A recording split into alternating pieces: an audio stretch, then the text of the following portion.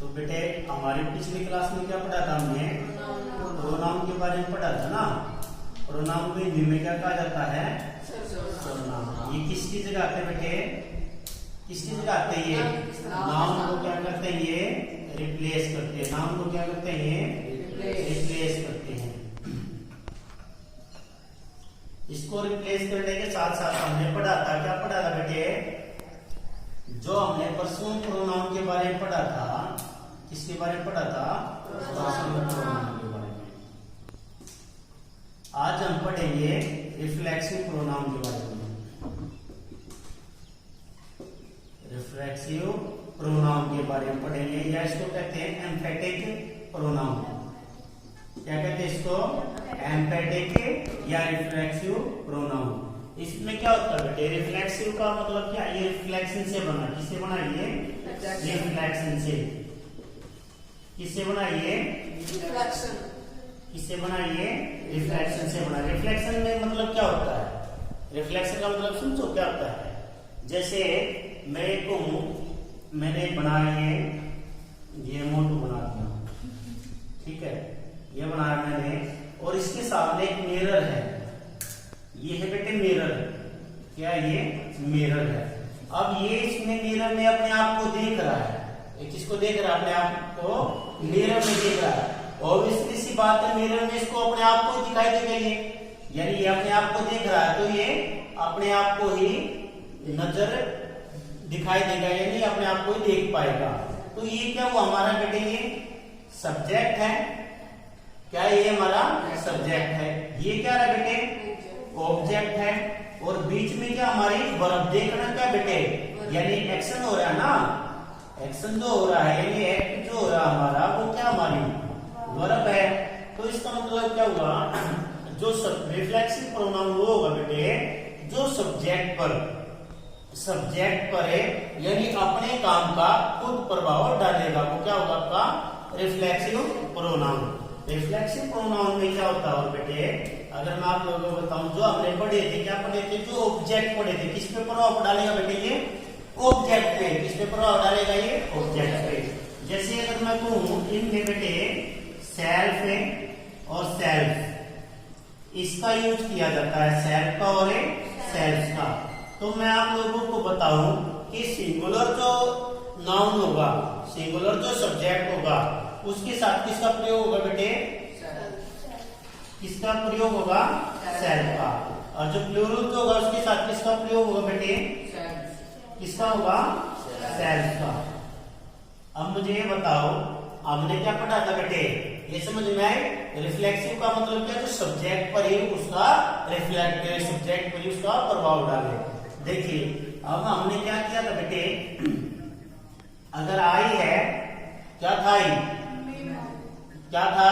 Subject के स्थान पे टे आई, और क्या था? ऑब्जेक्टिव केस क्या था इसमें? मी, आई, माई क्या था बेटे इसमें? माई बताओ क्या था? ये क्या था? ऑब्जेक्टिव केस, और ये क्या था? Positive case. अब मुझे बताओ इसका प्रभाव किस पे रहेगा बेटे? इस पे रहेगा। इस पे ऑब्जेक्ट है ना, ये ऑब्जेक्ट की जगह जो रहेगा उस पे आपका ये क्या आएगा बेटे? सेल्फ और सेल्फ। आई माई, तो क्या हो जाएगा बेटे? माई सेल्फ हो जाएगा। क्या हो जाएगा बेटे? माई सेल्फ हो जाएगा। अगर वी का हमने चेंज किया था कि वी आवर था ना, तो ये क्या हो जाएगा बेटे? आवर सेल्फ हो जाएगा और सेल्फ हो जाएगा। तो क्या होगा? आवर हमारे होंगे ना बेटे, आवर सेल्फ हो जाएगा। यू का बताओ, यू के साथ क्या लगेगा? Your self. और क्या लग सकता है? यू अपने आप में क्या था? सिंगुलर भी और प्लूरल भी, तो क्या हो जाएगा? योर सेल्फ भी हो जाएगा बेटे, हो जाएगा ना। इसके साथ क्या लगेगा? हर जो है, हर सेल्फ क्या लगेगा? इसके साथ हर सेल्फ। हिम के साथ लगेगा बेटे खुद से। ठीक है बेटे, तो हमने क्या देखा? जो हमारे जो आएंगे बेटे, आई माई सेल्फ हो जाएगा, सेल्फ हो जाएगा, योर सेल्फ हो जाएगा, ठीक है ना। और सेल्फ भी, और सेल्फ बेटे your self, her self, him self, और क्या होता है बेटे, इट होता है, वो क्या होता है बेटे, इट सेल्फ होता है। यानी जो सेल्फ और सेल्फ, सेल्वेज लगाने से, सेल्फ और सेल्फ लगाने से जो आपके बनेंगे वो क्या बनेगा बेटे, रिफ्लेक्सिव प्रोनाउन। क्या बनेगा, रिफ्लेक्सिव प्रोनाउन। चलो मैंने आप लोगों से क्वेश्चन पूछा, मैंने पूछा कि आप अपने आप को इंट्रोड्यूस कीजिए, अपने आप को क्या कीजिए बेटे, इंट्रोड्यूस कीजिए। इंट्रोड्यूस का मतलब क्या होता है, मान लो मैं हूं यहाँ पर बैठा हूं मैं, और मैं आपका इंटरव्यू ले रहा हूं, ये आपको थोड़े से स्मार्ट से बाल है आपके, तो मैं तो है, मैंने कहा कि मैं आपका इंटरव्यू ले रहा हूं कि अपने आप को इंट्रोड्यूस कीजिए, तो आप क्या कहोगे बेटे, यहाँ पर क्या लिखोगे, माई सेल्फ लिखोगे, माई सेल्फ इज, जैसे आपका नाम निखिल है, आप ऐसे लिखोगे माई सेल्फ निखिल। बताओ ये ठीक है गलत है, ये बताओ मुझे। गलत है, क्योंकि इसका जो सेल का यूज होगा ना बेटे, सेल और सेल्फ का, इसका प्रयोग किस में होगा, ऑब्जेक्टिव केस में होगा। किस में होगा, इसका ऑब्जेक्टिव केस में होगा। आप इसका किसमें, सब्जेक्टिव केस में इसका प्रयोग नहीं करोगे। समझ में आई ये बात है।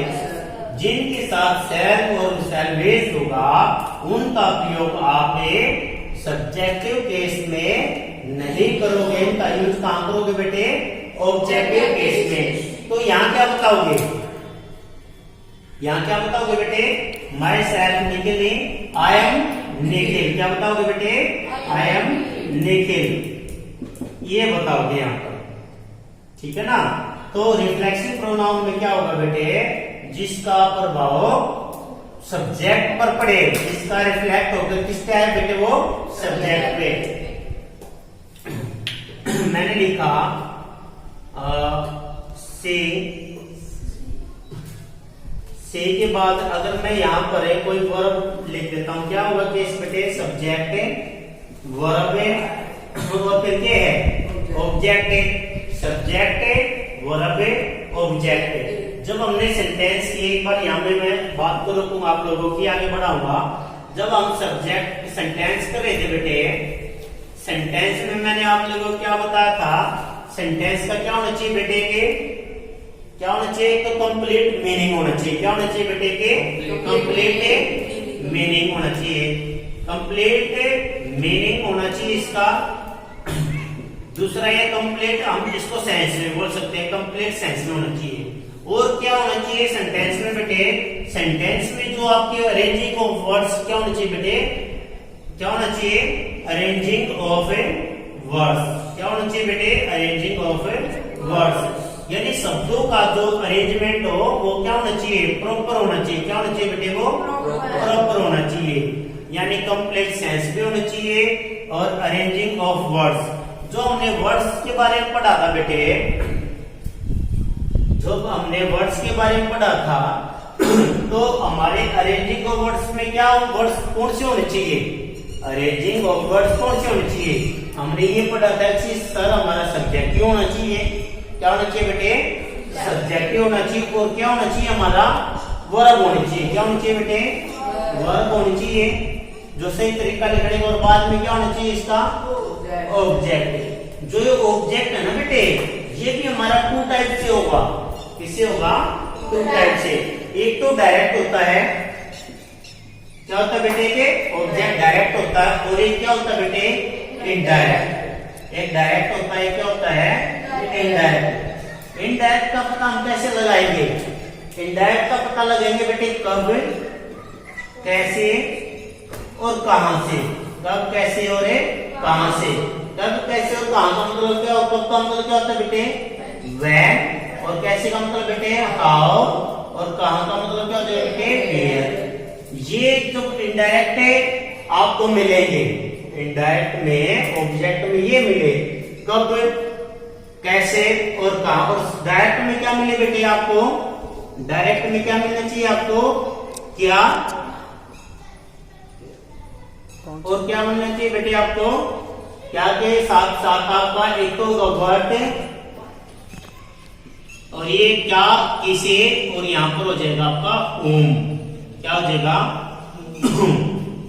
अगर मैं कहूँ यहाँ पर ये जो सेंटेंस था, देखिए सेंटेंस में क्या होना चाहिए बेटे, सेंटेंस की परिभाषा क्या होगी कि सर उसकी है ना कोई भी वर्ड्स होगा, कोई भी लाइन होगी, उसकी क्या होनी चाहिए, कंप्लीट मीनिंग होना चाहिए।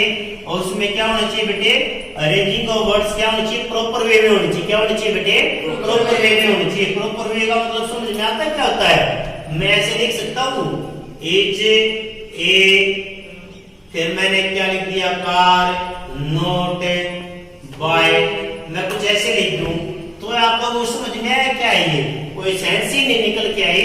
तो हमें क्या होना चाहिए, इसको प्रॉपर वे में लिखना चाहिए। प्रॉपर वे में क्या होता है, पहले नंबर पर क्या आएगा आपका सब्जेक्ट, फिर हेल्पिंग वर्ब या फिर मेन वर्ब, फिर क्या आएगा आपका ऑब्जेक्ट। तो अरेंजिंग ऑफ वर्ड्स में हमें क्या पहचान करनी बेटे, एक तो सब्जेक्ट होना चाहिए हमारा, एक वर्ब होनी चाहिए, या हेल्पिंग वर्ब भी लिख देता हूं मैं, हेल्पिंग वर्ब, या क्या होना चाहिए बेटे ऑब्जेक्ट। ऑब्जेक्ट कितने टाइप से होता है हमारा, दो प्रकार से, एक होता है डायरेक्ट, एक होता है इनडायरेक्ट। डायरेक्ट में क्या होगा बेटे, क्या, किसे, व्हाट, whom। इनडायरेक्ट में क्या होगा, कब, कैसे और कहां। देखिए मैं सेंटेंस लिखता हूं,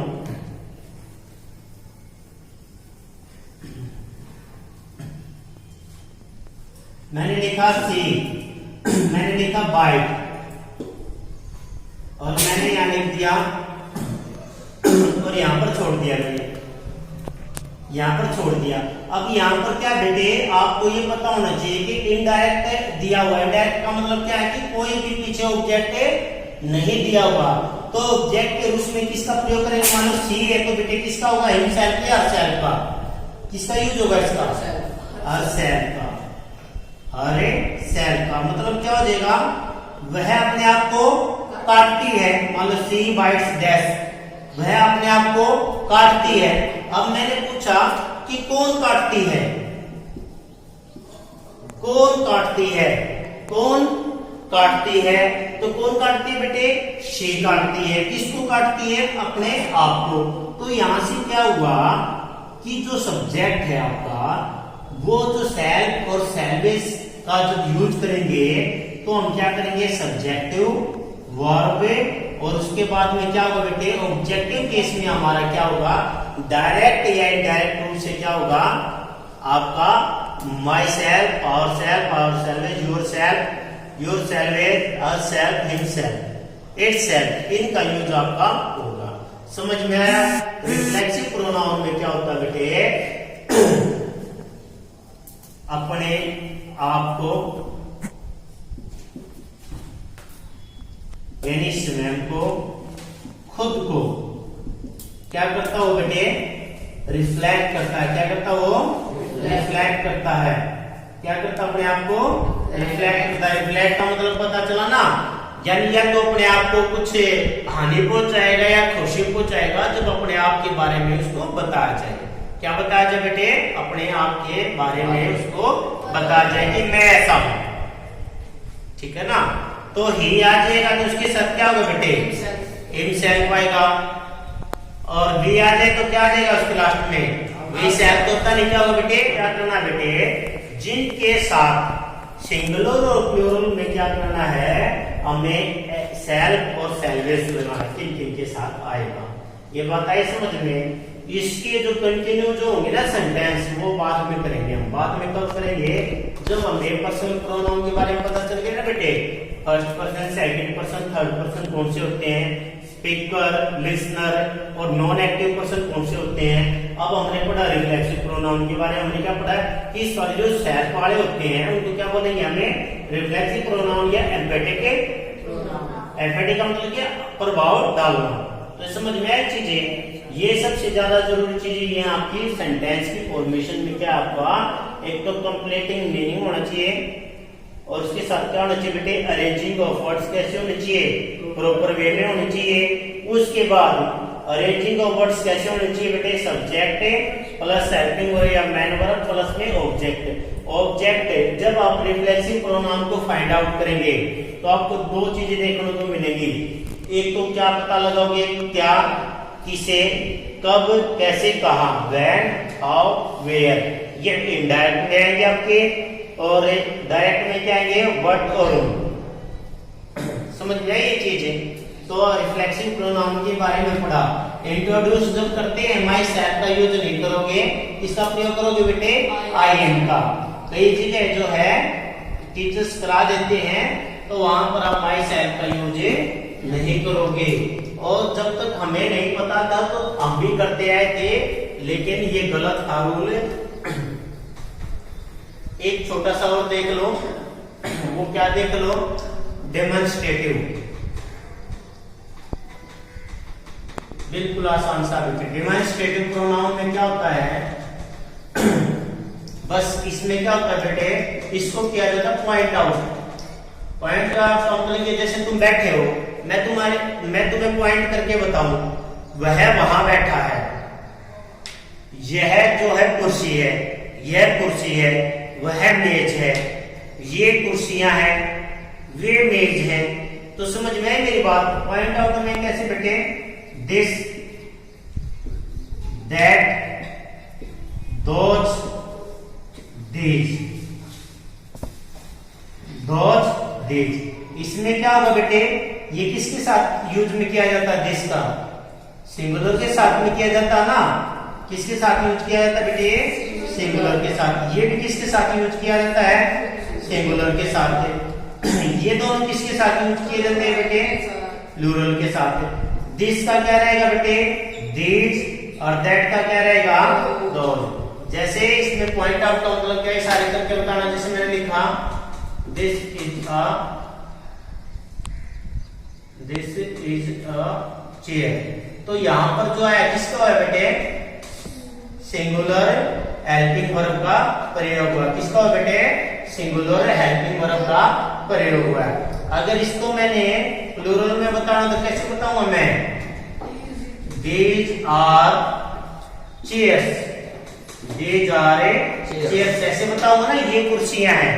यानी दिस के साथ हमारा सिंगुलर हेल्पिंग वर्ब का यूज होगा, और दोज और दैट, दोज और दीज के साथ किसका होगा बेटे, और ये जो दिस जो होगा बेटे, ये नियर के लिए, किसके लिए, नियर के लिए। दैट किसके लिए बेटे, फार के लिए, दूर के लिए। दोज किसके लिए बेटे, दूर के लिए। और दीज किसके लिए बेटे, नियर के लिए, यानी पास के लिए। अगर पास वाली वस्तुओं को आपको बताना है ज्यादा संख्या में, तो किसका यूज करोगे, दीज। जैसे कि मैं बहुत सारे यहाँ पर ये मार्कर लिख दिया, एक से ज्यादा है मार्कर रखे हुए हैं, तो मैं क्या बोलूंगा, दीज आर मार्कर्स। अगर एक मार्कर को शो करना है मैंने, तो this is a marker, this is a marker. अगर दूर रखा वहां पर पेन रखा, तो मैं वहां क्या बोलूंगा, this is a marker, that is a pen. वह एक पेन है, यह एक मार्कर है। दूर की चीजों के लिए किसका यूज होगा बेटे, दैट का, और नजदीक की चीजों के लिए होगा दिस और दीज का।